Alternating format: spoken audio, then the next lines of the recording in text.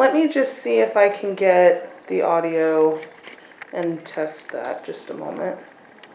Hi, I'm Lyn Coffin, and I'm here today interviewing my friend Vel Gerth. And I'm going to do a little bio, and then we'll start the interview process. I'll be asking questions, and she's going to be showing us and reading to us some of her work. So she was born in 1928. She spent 1 year at the University of Washington working on campus at the ROTC office. She met her husband, and they were married within the year. 4 children arrived within 6 years. I'll be asking her about that for sure. Then Vel returned to school after the children were a little grown, and she first at Pierce Community College, and she explored new passions and found mental health, social studies, chemical dependency, poetry, and an opportunity to do work at Western State Hospital in the sexual offender unit as a psychodramatist. This was volunteer work. She graduated from Evergreen State College in 1980 in Shakespeare and the Elizabethan Age and creative writing. She spent 1 year at Pacific Lutheran University in Tacoma studying for a master's in family counseling and left to work in the field of chemical dependency. She retired in '92. Retirement for Vel does not mean a cessation of activities, however. She took various classes in poetry and watercolor at the Lifetime Learning Center and private classes as well. She began teaching creative writing at Lifetime Learning 15 years ago. She continues playing bridge, gardening, and she did a lot of traveling with her husband to elder hostels and the International Executive Service Corps in Hungary and Lithuania. Vel worked with a group of women there about talking to them about chemical dependency and alcohol. She has shown her watercolor paintings at the University Unitarian Church in Seattle. And the last line of her bio is, Vel looks forward to learning how aging can be an opportunity to discover how she fits in this new world at University House. So welcome, Vel. I'm very glad to hear you. I thought I was somebody that investigated a lot of areas, but I think you taught me. Is there something you're not interested in at all? I think I had a few years on you, too. So is there anything you're not interested in? Bowling, for example? Bowling.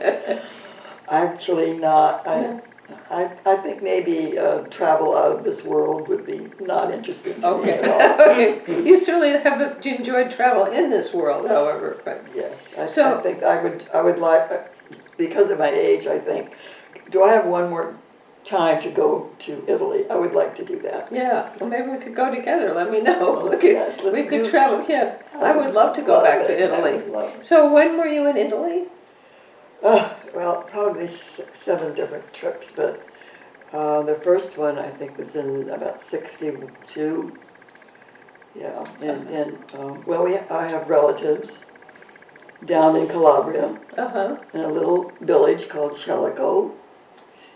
Anyway, so there was always that to do. Mm-hmm. Are you in touch with your relatives? Yes, on Facebook. Oh, Thank goodness for Facebook. Right. So is that what's your favorite place in Italy? I want to compare our favorite places. We were sort of talking about that at dinner last night, and I think I fell in love with Calabria because that was sort of, I could visualize my parents there and meeting there at the special fountain that they used to talk about and that kind of thing. But overall, I think Florence. Yeah, Florence, that's one of my top 2. There you go. You can go. Right. And the other place for me besides Florence is Venice. Yes. I just love gliding around on the gondolas. Oh, my. Oh, yes, I've done that. Yeah. A couple of times. Great. Not more than that. So now, of all these interests that you have, I do want to talk a little bit about psychodrama, but that seems to be a thing of the past, right? Yeah, it was so long ago that yeah. I remember it fondly, though, in some ways, because I think I learned a lot by doing. Yeah. You seem to be somebody who likes to learn a lot, always learning. That's why I'm here. Right, that's good. Yeah, my cousin has a slogan, we're here to lieben and lernen, to love and to learn. Yeah. And that seems to be a good motto for you. So tell us just a little bit about the chemical dependency, about working with sexual offenders. I was impressed. Well, there's two different Okay, they're two people, different. kinds of people. Okay, so you worked as a psychodramatist with the sexual offenders, is that right? Right. Mm-hmm. And I asked you last night You if know, we that's... used to call it role playing. And it was really more role playing than Okay. psychodramas were something that was new at the time, and we were sort of trying it out. Right. Yeah.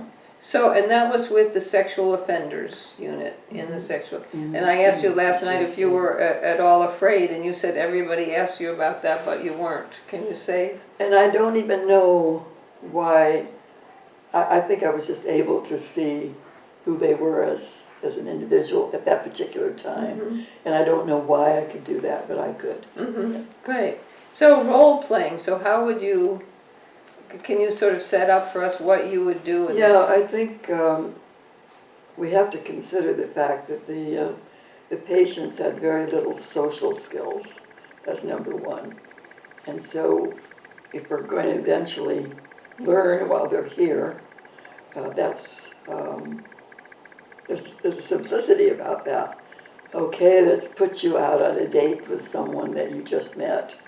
You know, how would you do it not knowing anything, because you don't know anything? Right. I would say that to them, but you know, we know that they don't.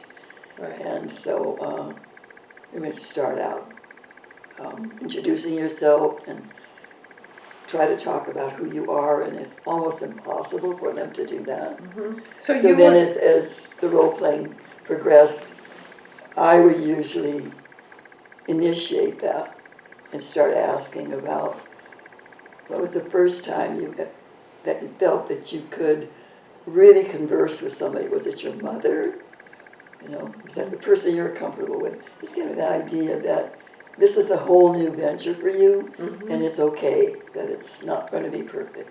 So it's great. So putting dating in the context of talking to people. This is a way in a situation in which people talk to each other. Yeah. And that sort of diffuses maybe the urgency of the situation. I was wondering, Yeah. so you are role-playing their date? Would you role-play that, you know, you'd have The dinner date or a dinner date? coffee, you know, simple. Right. And to me that just sounds almost terrifying, to be playing the dinner date of a sexual offender. There you go. But you were able Looking to back on that, Right. I was like, oh yes, that's pretty scary. Yes, I have a different, it's interesting because our lives are very similar but coming from different angles. So I was involved in a group in Ann Arbor called Empatheater, and I was an actor in that group, and we would get scenarios from people involving problems and we'd act them out. And sometimes we would act out a solution and sometimes we would act out a stuck situation. So it was a different kind of psychodrama. Yes, and it could. It was never very sophisticated. It No. was pretty basic. Right. And what about your work in chemical dependency? Could you talk a little bit about that? I think my early, the first year, I think, I worked with the youth. They called it the youth. So those are the young boys, mostly boys, from the ages about 16 to 20. And that was frustrating, but also that was where I found that there was hope. Because they're just young enough and stupid enough and uneducated enough about anything really that it's important to live your life. So I think I was encouraged after that year. It was my introduction to the field, and I was encouraged because you could see that some of them are scared, which you want them to be. And others were that attitude of adequacy that doesn't go very far when you're in treatment. Right, yeah. Yeah. So. It's funny because I worked with the Washtenaw Council, Washtenaw County in Michigan, the Washtenaw Council on Alcoholism. And I wonder if you found, what I found was, for example, I worked with a family that was complaining that their son was getting drugs at school. This was years and years ago. And they said he came home, he was, not with it, and he was glassy. It turned out that he was raiding the liquor cabinet of his father. So it wasn't any marijuana or cocaine, it was... I found that out in the family system when I worked with the families. Yeah. Yeah, that was going on. Right. So did you spend some time in talking about alcohol as a drug? Mm-hmm. So I found people... With the teenagers, children, yeah. the young people. Yeah. Well, when they saw me, they'd already been going to some classes. Oh, I see. So that we had that all going on at the same time. Yeah. And time with me for some one-on-one, and then some time with actual classes. That they had books and things to study as well. Where was this? This is at Puget Sound Hospital. Puget Sound Hospital. So, and this was as a volunteer? Or was this was a job? No, this was my job. Yeah. Okay. And how long did you do that? For almost 11 years. Okay. Mm-hmm. Did you notice anything, one thing that struck me when I was doing work in sort of anti-alcoholism or whatever, was how I would see it in social situations. I would see people that seemed to me to be alcoholic and to have an alcohol problem, and other people didn't seem to see it because it was legal and they were just having a good time night after night after night. So I don't know. There's something very specific that you notice, I think, after you've been in the field for a while. Yeah. Yeah, even at our age, I can see some of that happening. Yeah. Yeah. Yeah. It's hard to explain, because of course everyone's different. Right. Right. But do you if you see something here, do you at a retirement home, do you feel? I do. And do you say anything or? No. No. Matter of fact, both the two people that I can think of, and I really didn't get to know them very well. So I wouldn't have said anything unless I felt close enough. Yeah, that you have to have really a certain, share something. Right, Mm-hmm. right. Yeah. Okay, so that covers a little bit, at least touching on the chemical dependency and the psychodrama and the sexual offenders unit. It's just too much. Right, it's too much, exactly. So I see two very strong themes. One is mental health issues, and the other is writing and poetry, ranging from, or at least encompassing, Shakespeare and creative writing, modern poetry, and so forth, right? Mm-hmm. And then you have this third one when did you start watercolor painting? It must have been in the 70s, late 70s, because I started out in oils, and I left that right away. That wasn't for me. But when I got into watercolor classes, I loved the feeling of it. The feeling of letting the paint and the water sort of blend, and it has possibilities. Right. Yeah. Would you tell the story of you said it was one of your great life moments when the teacher came up and you... That was in the actual oils class, which I thought I was interested in, but no, he This was a teacher. I had this lovely little photograph that I'd taken in Germany. Fry something. Almost said the title of the name of this town. But anyway, it was a beautiful little photograph of people wandering through on a sort of an after rain. So there was shiny rain on the floor, concrete or whatever they had in that particular place. And then some umbrellas that were quite colorful. This is a market. Yes. A market in this little town. At the edge of the market. It wasn't a huge market. Anyway, someone was replacing the instructor that day. It was a younger man, and he was looking at my work and things that I'd started. I just barely got started on it. Right, just hardly started at all. Just barely started, yeah. And anyway, he said, "Look, can I show you some things?" And then I remember he went to the red paint, started to put some things down. I thought, oh, this is going to really be interesting.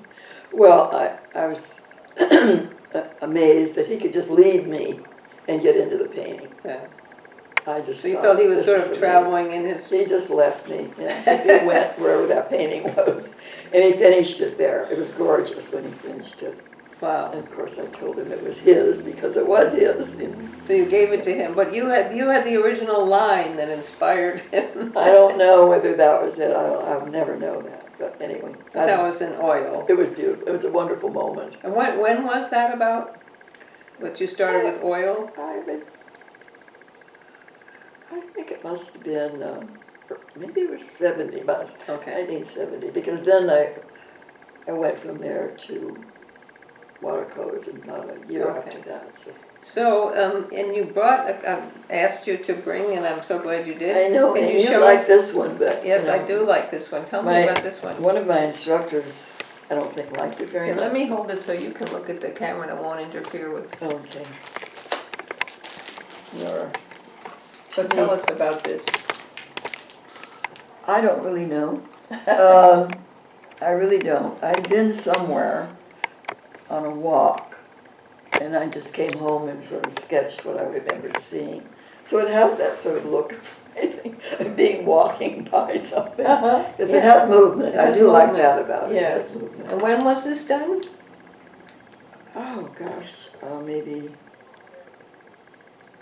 8, 9 years ago. Yeah. And it was near here? We'd been on a drive somewhere. No, I think we were in the, I think we were outside of the Tacoma area somewhere. I don't remember where we were.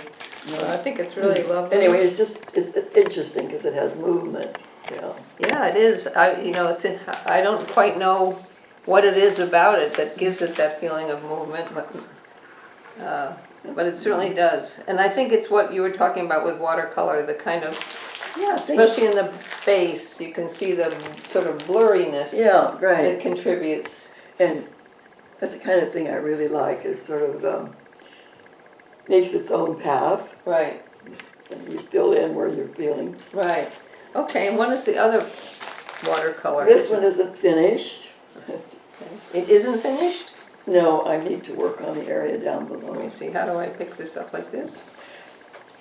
Well, I was just trying to figure out which mats. Oh, you were have best. different mats. And actually, I think my mind originally meant, I was talking to myself, I think, when I did this, that it would be more attractive with a darker background. A darker background. Like almost the darkness of the animal. Now, I wonder, when I look at this, let's see if I can do both at the same time. I don't know if maybe you could hold this one up. So I'm going to ask our audience, when you look at these two watercolors, I'm not sure that I would be able to tell it was the same person. Yeah, They seem very different. Yeah. This is very posed and still, and this is very movement oriented. I think that's fascinating. So you're doing that now as well?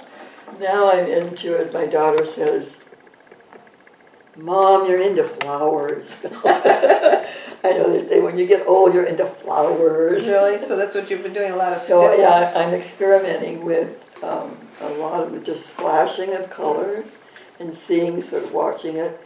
And then, as I said to somebody else earlier, I try to dream the flower. Dream And the flower? So, yeah, just dream the flower. Once the water's and the color is sitting there, then, there's 5 petals, you just know a little bit, right? Yeah. And then I just take a pencil or a pen and just kind of make an idea of where each petal is. Uh-huh.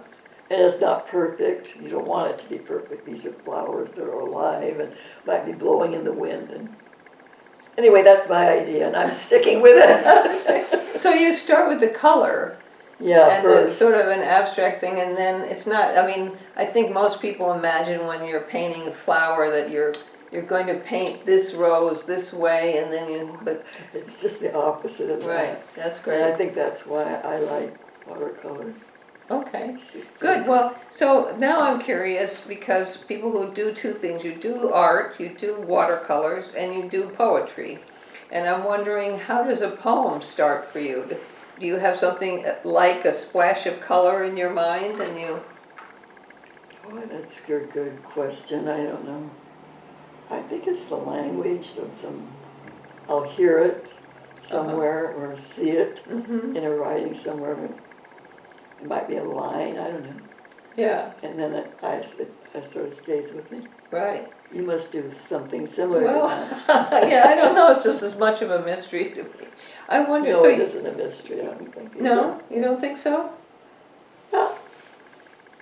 Well, you don't know where it's coming from once you start. Right, and I don't know where it's going either. And I don't know where it's going often either. Right. Until I'm finished, then I Right. realize, oh yeah, that's... So before, I hope you'll read a couple of things that you've written, but I wanted to talk about your teaching method. You teach a poetry class, and you know what? Creative writing. Oh, creative writing. Okay, so you teach creative writing, and you are in a poetry class, right? And for the creative writing, you use prompts, right? Can you tell us how the class... Yeah, my own. I mean, I make them up. I try not to use them. People that have been used a lot before. Uh-huh. And so my first sort of excitement about it was that just for the fun of it, I brought in some poetry lines. You know, separate from the poem itself, just a line that sort of... This can go somewhere. People think about it for a minute. And I noticed with a lot of the women particularly, they really came up with some really interesting pieces. Can you remember an example of a line that you've used? No, I can't. No. Just floating. No. Okay. And are these, so you're going to read a prose piece or a poem? I've got mostly poems. I think there's one really short piece. And tell us about when you did this and... I'm sorry, what? When did you write this? Now this one I just wrote this last year because I had already turned 90 when I wrote it. But that's sort of looking at 90. And do you remember the inspiration? Do you remember? Was there a line? Is there a line in here that I could probably use? Probably. No, I meant if this poem came out of a line and something else that you used, or do you know where? No, this I think came out of being 90 and looking back and thinking about, gosh, when you were a kid, what did you think about 90? Right. And then I can remember this old woman that used to walk around the neighborhood, and she was kind of scary. Kind of what's scary? Scary. She usually wore black, and I think she was from the old country, which after your husband died, you usually wore black the rest of your life. Right. Yeah. You know. So, but she was a little scary, and we never did know. I mean, we children would say, you know, where does he live? Where does she live? Right. Which house? Oh, we used to make up stuff about how scary she was. Sounds like To Kill a Mockingbird kind of there. Right. Yeah. Yeah. So what is the title of this? It's just called The View of 90. Okay. Can you read it and maybe take the page out of the folder and hold it up a little so because the sound will be better if you're looking up. Oh, okay. But I need to read it since I don't know you it need to by read heart. it. No, I just meant that hold it while you read it. Okay. You hearing me okay? Yeah, that wasn't kidding. Okay. The View of 90. Then it was a foreign land, far away beyond the Cascades. There was an old woman veiled in black who scared the children as she seemed on a broomstick, moving without effort along our small town streets. It was that sculpture of maternity. Her breasts were long and flat, like a dark grape pretending to be beautiful. It was the shrunken mouth, unable to enunciate the nouns. It was the nursing home where aides encouraged a relationship with the old man in the room next door, who would just move over, making a place for a lover. And now lately, it was the doctor who appeared to cancel my appointment while his eyes met mine, saying goodbye. there is that brown leaf, too, clinging in the birch tree. I want it, catch it, can't catch it. Like all the advice I saved for a day like this one, but it will fall with the wind. And today it is a song, a catchy tune I refuse to forget. Oh, that's lovely. And the refuse to forget? The song that catches, may I see the, may I see this? I'm struck by Don't look too close. I don't want a critic. Oh, no. I think if you're able to do I know, that I big time. teach a poetry class, and Bella sometimes attended, and I can be very, I think this is lovely. I'm just struck by some of the lines. A catchy tune I refuse to forget. That's it, I didn't catch that. I love your simile. Her breasts were long and flat, like a dark grape pretending to be beautiful. And then, and now lately it was the doctor who appeared to cancel my appointment while his eyes met mine saying goodbye. Was this based on an event? Can you tell us about that? Yeah, it was just happened to be around that time that he had to change the timing, I guess. And he did it just as he was ending with me in that appointment. Uh-huh. He had to change the time of the next appointment? Yeah. I see. And Not very clear, I know. I really like the way you go from the old woman veiled in black who scared the children, and then to this thing, today it is a song, a catchy tune I refuse to forget. It's interesting. So old age, in this poem anyway, is most negative when you're young, right? And when you are old, you see the joy of it, the music of it, right? So Some, yes. Yeah. it's very... I never can explain the poems after I write them. No. You probably don't understand that. There's just something about the process. Yeah. Yeah. Just one last thing that I notice here, you have the brown leaf clinging to the birch tree. I want it, can't catch it. So there's a leaf I can't catch. And today it is a song, a catchy tune. I really like the way you take the catch and make it catchy. So it's a beautiful use of the language there. Oh, and I think that reaching for something, at our age, it's like, no, Right. you're not going to really catch it. Right. Get Maybe that. it's when you give up trying to catch it that it becomes catchy. Catch it. Absolutely. So what's the other piece you have to read for us? Well, I didn't know. As I told Lyn before, I'm trying to select poems to put into a book. And I didn't think the process would be this difficult. It's been really difficult to try to decide what to not put in, pretty much. What do I not want to do here? Right. How many poems would you say at this point you are choosing from to you're putting together a book of your work? Yeah. And you have you have actually two books. You have a chapbook called Tendril, right? Mm-hmm. And then you have a large book of 100 poems, you said roughly, that your husband put together called Tendrils.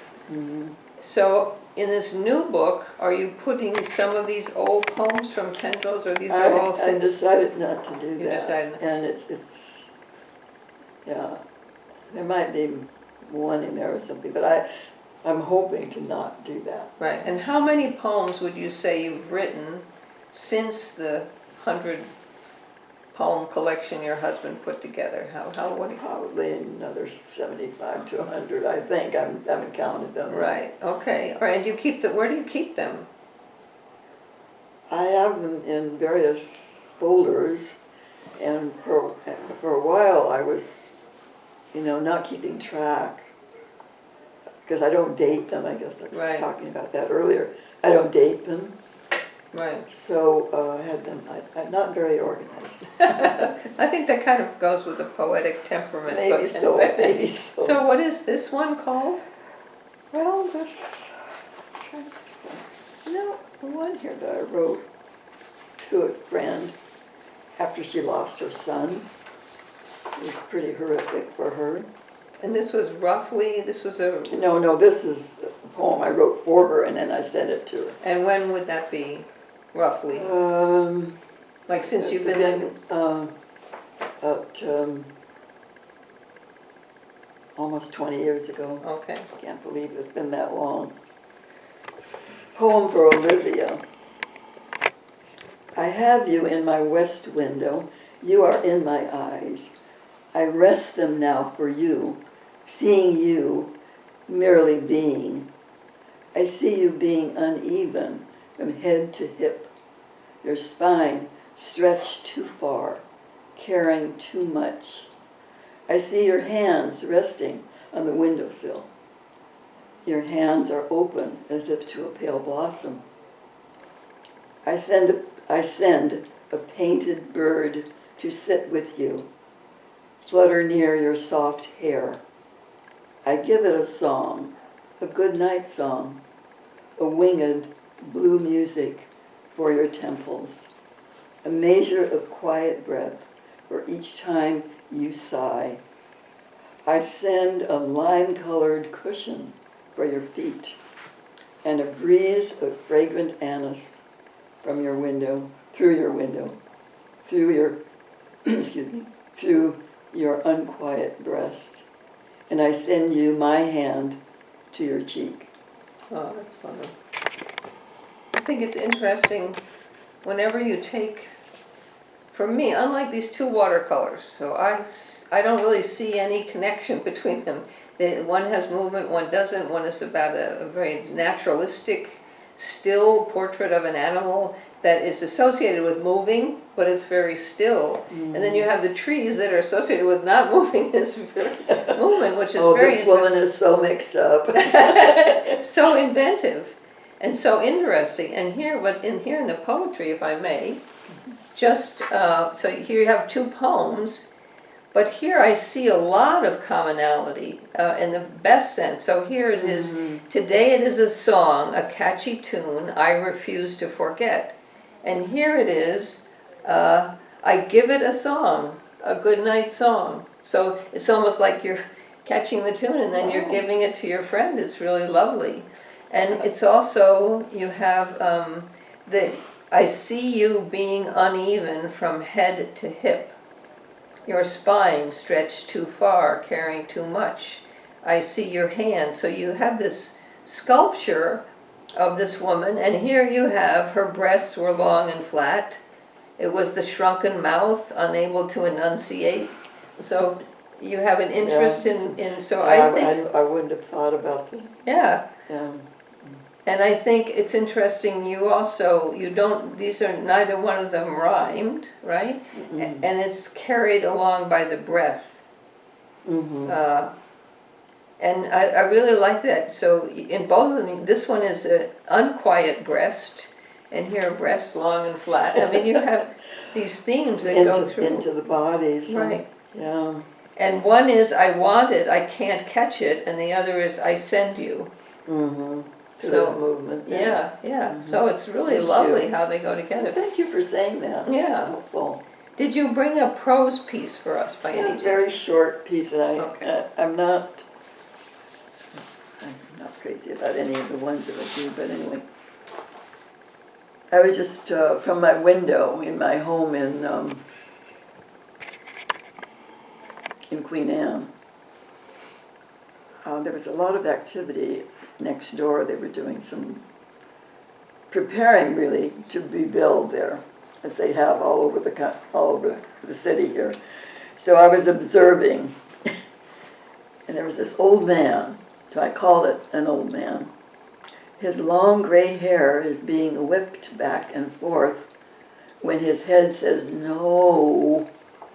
He is looking at the neighbor who's digging up the old shrubs and the tall alliums just now in bloom. The old man had been admiring the corner plantings for months, waiting patiently for the purple blossoms to arrive.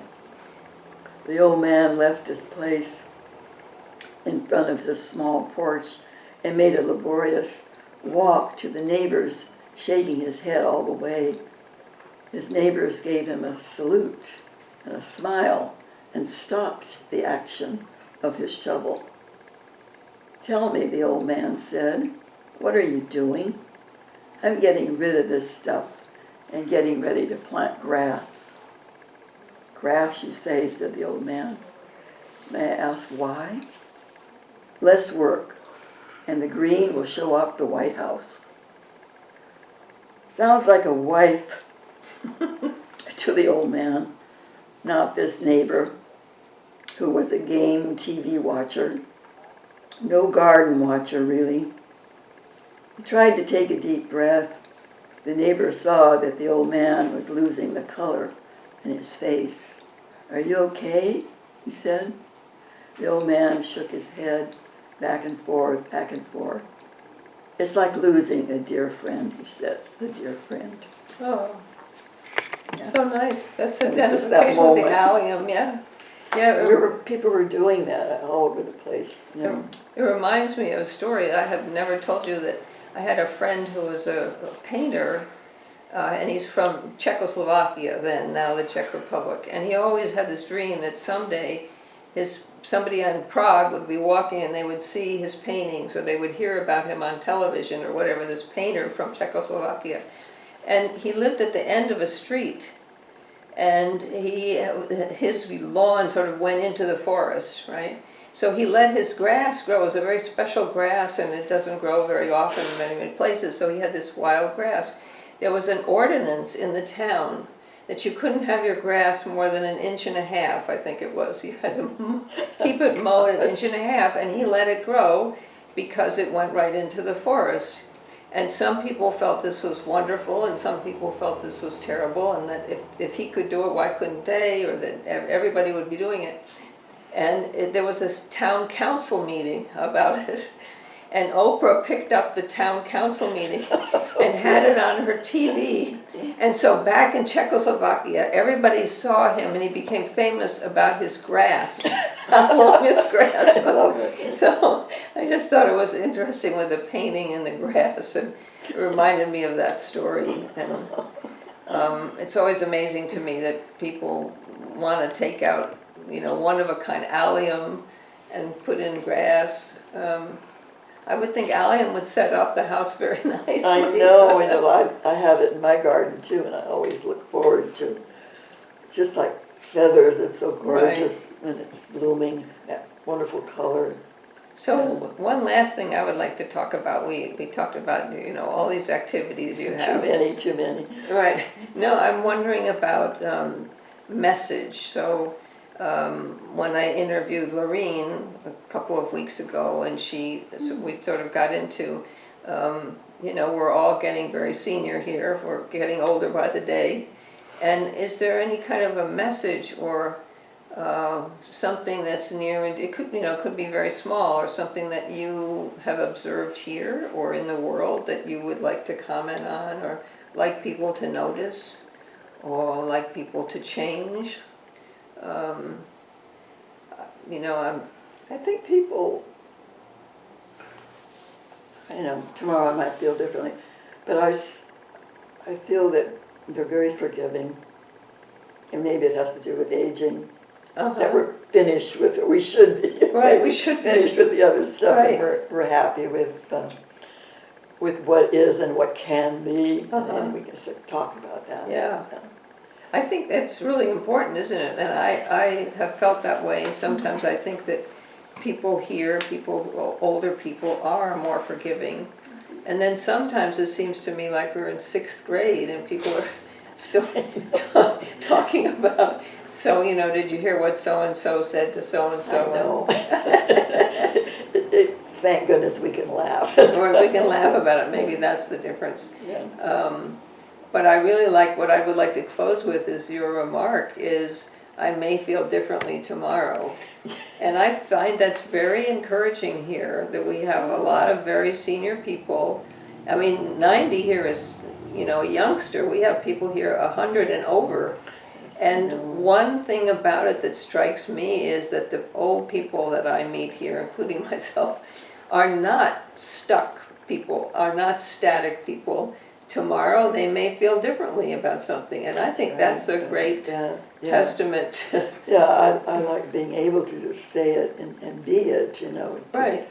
That I'm not just in this valley somewhere waiting. No, waiting to covered die. up, you know. Right, I know. And I'm looking forward to hearing the next class that you're either going to teach or take or study and Or give away. Or give away.